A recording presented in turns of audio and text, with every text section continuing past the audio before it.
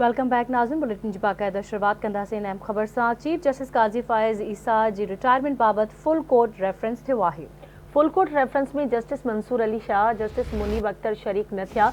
Justice Ayesha Malik, justice Athar Minallah ऐं justice Malik Shahzad बि full court reference में शिरकत न कई। Justice Mansoor Ali Shah registrar supreme court खे हिकु ॿियो ख़त लिखी छॾियो आहे। जस्टिस मंसूर अली शाह तरफ़ां फुल कोर्ट रेफरेंस में शिरकत न करण जो सबबु ॿुधाए छॾियो। माज़ीअ में चीफ जस्टिस साकिब निसार बि अख़्तियारनि जो ग़लति इस्तेमालु कयो। ख़त में इहो चयो वियो आहे, अॻूणे चीफ जस्टिस साकिब निसार जे रेफरेंस में बि शरीक न थियो हुयुसि। जस्टिस मंसूर अली शाह जो इहो चवणु आहे, अॼु बि उन्हनि ई सबब जे करे रेफरेंस में शिरकत न कई।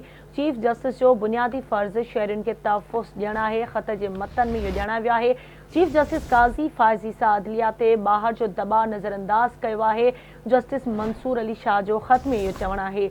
अहम ख़बर अवां सां शेयर कयूं पिया। चीफ जस्टिस काज़ी फ़ाइज़ ईसा जी रिटायरमेंट बाबति फुल कोर्ट रेफरेंस में जस्टिस मंसूर अली शाह, जस्टिस मुनीब अख्तर शरीक न थिया, जॾहिं त जस्टिस आयशा मलिक, जस्टिस अतर मिनल्ला ऐं जस्टिस मलिक शहज़ाद बि फुल कोर्ट रेफरेंस में शिरकत न कई।